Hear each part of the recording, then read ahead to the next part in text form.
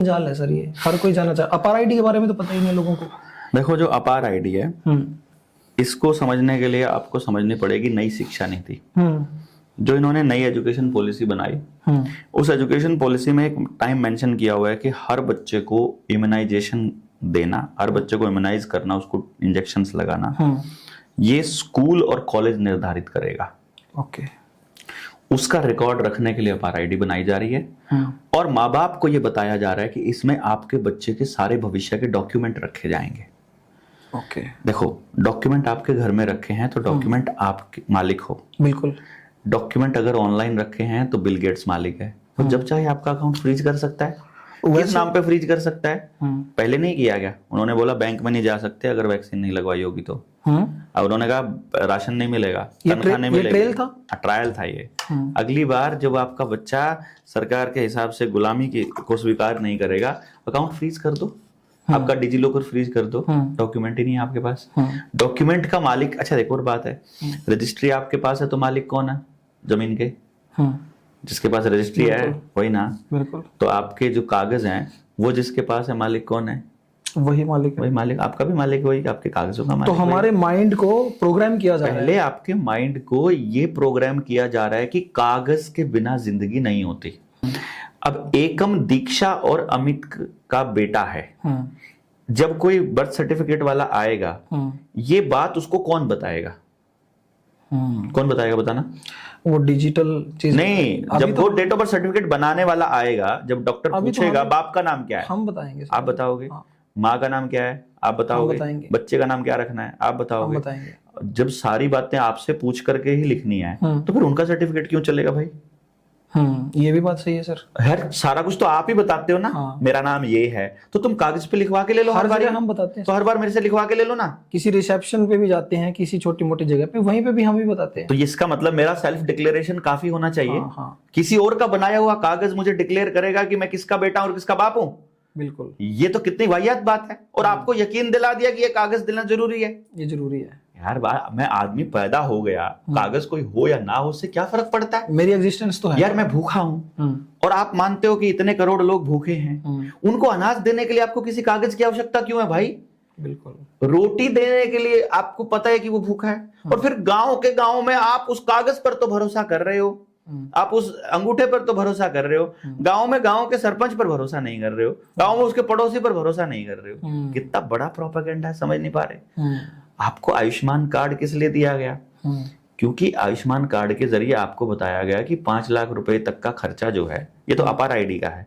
अपार आईडी आने वाले टाइम में आपके बच्चों को केवल और केवल वैक्सीन लगाने के लिए और कंट्रोल करने के लिए इस्तेमाल होनी है।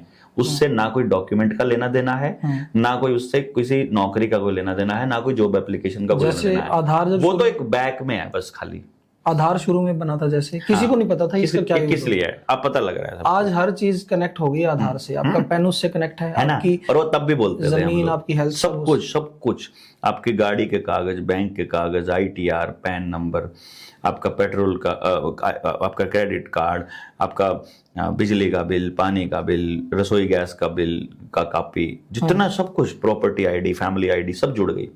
अगली बार जब आपको अगली वैक्सीन ठोकनी होंगी, जबरदस्ती लगानी होंगी, तो केवल आधार बंद कर दो, केवल अपार बंद कर दो। इधर से जो आपका आयुष्मान कार्ड है, आयुष्मान कार्ड पे आपको भरोसा दिया कि आपको 5 लाख रुपए तक का इलाज फ्री होगा।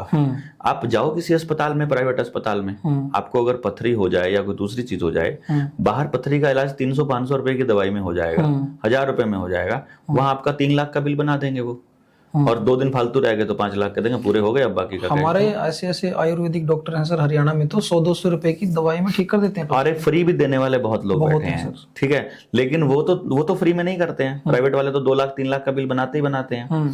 2-3 लाख का बिल बन गया, 2 बार घर में कोई गया, आयुष्मान यूज हो गया, अब कहाँ जाओगे? बोलेंगे अब जाना पड़ेगा सरकारी अस्पताल। लेकिन तब आयुष्मान बनाया था ना, वो इसलिए बनाया था ताकि लोगों का ध्यान सरकारी अस्पताल से हटकर, मतलब कम्युनिटी वाले अस्पताल से हटकर वो चला जाए उस प्राइवेट अस्पताल। तो अब लोगों ने उस कम्युनिटी अस्पताल की क्या हालत है उसकी तरफ देखना कर दिया बंद। अब वो प्राइवेट हाथों में सौंपना आसान हो जाएगा। उस जमीन को बेचना आसान हो जाएगा। आपके गांव में जितनी पीएचसी हैं, जितनी सीएचसी हैं, जितने अस्पताल हैं जो समुदाय ने बनाए थे, उनका नाम भी सामुदायिक अस्पताल रखा हुआ था। समुदाय की जमीन पर समुदाय के पैसे से, समुदाय की मदद से सब बना था। और आज वो प्राइवेट हाथों में सौंपने के लिए आयुष्मान कार्ड बन रहा है। और अगर आपको इसकी सच्चाई जाननी है तो गांव में जाकर रिसर्च करोगे तो पता चलेगा कि पहले जिनका आधार आयुष्मान कार्ड बना था, उनका आयुष्मान कार्ड अब बंद हो चुका है। अब नए आयुष्मान कार्ड किसी और के बनाए जा रहे हैं, अब फिर वो बंद हो जाएंगे, फिर नए बनाए जाएंगे। एक बार आपको योजना में लाया जाएगा केवल आपका आधार नंबर लेने के लिए, बाद में आपको कह दिया जाए आपकी तो इनकम ज्यादा है, आपके तो घर में मोटरसाइकिल है, आपके तो घर में टेलीविजन है, आपके तो घर में ये है, करके काट देंगे। और फिर एक दिन सब कंगाल होंगे, ना आपके पास प्राइवेट जमीन होगी, ना आपके पास सामुदायिक जमीन होगी, ना आपके पास सामुदायिक अस्पताल होगा, ना सामुदायिक स्कूल होगा, ना आपके गांव के पास जंगल होगा, ना कुआं होगा, ना पानी होगा, ना नलका होगा, ना बिजली होगी, ना अनाज होगा, ना स्टोरेज होगा, ना इलाज का कोई रास्ता होगा, ना आपके पास बीज का कोई रास्ता होगा, और आप कोई डंगर नहीं होगा, आपके पास कुछ होगा ही नहीं। फिर आप ऐसे ऐसे ऐसे करके माई बाप खाने को कुछ तो दे दो। सर अगर ध्यान से देखें ना, जा तो हम उसी तरफ रहे हैं, हम कहीं नहीं पहुंच रहे। तो मैं क्या कह रहा हूँ, अभी जो ये गांव से जो चीजें निकल रही हैं अभी, क्योंकि इनको पता है कि गांव में अभी भी कुछ बचा है, तो गांव से जो चीजें निकल रही हैं, आंगनवाड़ी का इसमें बहुत बड़ा रोल है। आंगनवाड़ी आशा वर्कर, क्योंकि जो हमारी आंगनवाड़ी और आशा वर्कर्स हैं, सबसे ज्यादा डेटा गांव का इनके थ्रू यही लोग पहुंचता है, बर्बाद कर रहे हैं समाज को। और इनको पता है कि गांव में अभी भी कुछ बचा है। तो गांव से जो चीजें निकल रही हैं, आंगनवाड़ी का इसमें बहुत बड़ा रोल है। आंगनवाड़ी आशा वर्कर, क्योंकि जो हमारी आंगनवाड़ी और आशा वर्कर्स हैं, सबसे ज्यादा डेटा गांव का इनके थ्रू यही लोग पहुंचता है, बर्बाद कर रहे हैं समाज को। और ये खुद भी बहुत टॉर्चर्स हैं गवर्नमेंट के द्वारा, क्योंकि इनको भी अभी तक वो परमानेंट कर्मचारी का ये कोई टॉर्चर नहीं है भाई, ये है ही नहीं इनके। एक बात मैं आपको बता देता हूँ, लोगों को भ्रम में रखा जाना बहुत आसान होता है बिना जानकारी के। आशा वर्कर असल में वर्कर है, फ्री की वर्कर। उसको जो दिया जाता है वो मानदेय दिया जाता है, तनख्वाह नहीं है, पहली बात। हाँ, मानदेय देते हैं वो। दूसरी बात, वो मानदेय किस चीज का है? समाज को बर्बाद करने का, कंपनियों के दलाल बन के काम करना, और दाई को खत्म करना। कि दाई प्रथा खत्म हो जाए तो नॉर्मल डिलीवरीज होनी बंद हो जाएंगी। ये था आशा वर्कर की ड्यूटी, वो हो गई है पूरी। गांव में दाई अब नहीं बची है, अब आशा वर्कर को हटाने का टाइम आ गया। रोबोटिक आ गए हैं सारा काम करने वाले, डाटा सारा आधार के साथ जुड़ने के बाद आशा वर्कर को हटना ही है।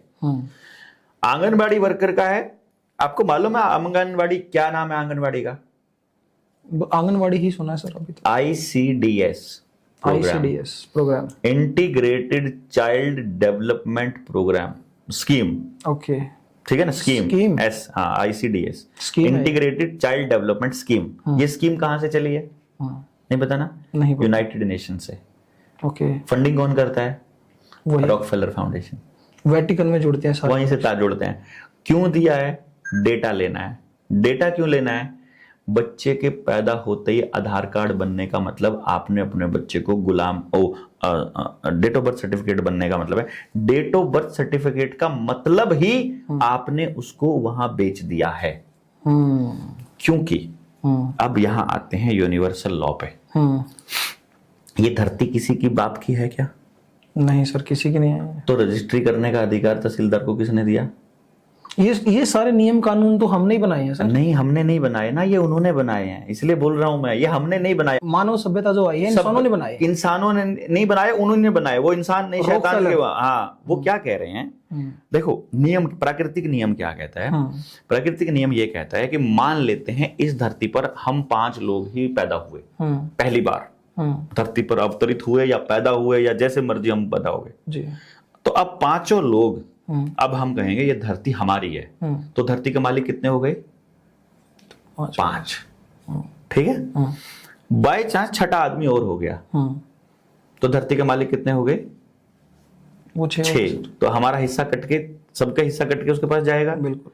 फिर धरती के मालिक हो गए और ज्यादा, तो हिस्सा कटता रहेगा हमारे हिस्से का उसके। क्योंकि जैसे ही आप पैदा होते हो, आपका धरती पर अधिकार हो जाता है कि इतनी धरती अब मेरी हो गई। चींटी भी पैदा होती है, उसके हिस्से का अधिकार पैदा होता है साथ में। इसी टटीरी किसान के खेत में अंडे दे देना, अगर अपना घोंसला बना के छोटा मोटा, देती है, ठीक है ना। किसान उसके ऊपर से ट्रैक्टर नहीं चलाएगा कभी नहीं भी। निकाल दो, वो साइड से बोलेगा निकाल कब्जा हो चुका उसका, हाँ वो साइड उसकी जमीन है, साइड से वो किसान की जमीन नहीं बची अब। यहाँ तक कि पानी भी उसके वहां पे नहीं जाने वहां पे देता नहीं वो। जाने देगा, पूरे बकायदा खेत में डोल पानी- बनाएगा, पूरे बकायदा खेत में पानी होगा, उसकी रक्षा होगी, वो अलग ही रक्षा रहेगा। होगी उसकी। हाँ, ये क्योंकि किसान यूनिवर्सल लॉ को मानने वाला आदमी ये है। इंसानियत है। इंसानियत नहीं है, यूनिवर्सल लॉ है ये, यूनिवर्सल कि इस धरती पर आने वाले प्रत्येक जीव का बराबर अधिकार है, हम्म वो कोई भी जीव है हम्म और उसको जीने का अधिकार है। हम्म अब वो आदमी कहते हैं कि कितने आदमी है ये देखना पड़ेगा ताकि धरती में बराबरी देखी जाए। हम्म तो वो अपने मालिकाना हक को बचाए रखने के लिए वो आपसे डेट ऑफ बर्थ सर्टिफिकेट बनवा लेते हैं। Okay date of birth certificate बनवाने का मतलब अब आपने जो उसका धरती पर जो अधिकार था वो उसको सौंप दिया कि अब तुम इसका यूज करो। ओके ये जो आपको फंडिंग मिलती है यूनाइटेड नेशन से, ये कैसे मिलती है? इस देश का पैसा डोनेशन के रूप में यूनाइटेड नेशंस को जाएगा, दूसरे देश का पैसा भी यूनाइटेड नेशंस को जाएगा, तीसरे देश का पैसा भी जाएगा। देखो कमाल की बात क्या है, ये कितना बड़ा गेम है, इसको समझो। मैं 100 रुपये आपको दिया, 500 रुपया हो गया, इन्होंने 100 रुपये दिया, इन्होंने 100 रुपये दिया, मान लो यहाँ बैठे 5 लोग, आपको 100 रुपये दिया और आप यूनाइटेड नेशंस हो, कितना रुपया हो गया आपके पास 5 लोगों का? 500 रुपया हो गया। अब यूनाइटेड नेशंस क्या कर रहा है, सबको 500 रुपया का लोन दे रहा है कि यूनाइटेड नेशंस चलता है देशों से मिले हुए दान से, और वो दे रहा है उसी यूनाइटेड नेशन का एक हिस्सा है वर्ल्ड बैंक, और वो दे रहा है देशों को कर्जा। दान से चलने वाली संस्था कर्जा दे रही है उसी पैसे को, दान लेकर उसी व्यक्ति को वो कर्जा दे रही है। और जो आईसीडीएस प्रोग्राम जिसकी मैं बात कर रहा था, इंटीग्रेटेड चाइल्ड डेवलपमेंट स्कीम, जिसको आप आंगनवाड़ी के नाम से जानते हो, ये वर्ल्ड बैंक की स्कीम है जिसका मकसद है आपके पूरे सामाजिक ढांचे को जानना और उनकी मदद से उसको बर्बाद करना। आपके परिवार का टूटना, आपके बच्चों का बीमार होना, आपका परिवारों का, आपके अधिकार, आपके वो वही बताती हैं वहां बैठ करके कि अभी समाज में सही क्या क्या बचा हुआ है, अब इसको नाश करो, अब इसको नाश करो, अब समाज जोड़ने का ये तरीका बचा है। गांव में ये ऐसे बोलते हैं, अब गांव के लोग ऐसा बोलते हैं। आपके हर घर की, हर औरत की, हर घर की परेशानी, सुविधा, जानकारी, स्थिति को देने वाली आंगनबाड़ी वर्कर है भाई साहब। तो सर ऐसे में उनकी वो जॉब है भाई साहब, वो भी क्या करें?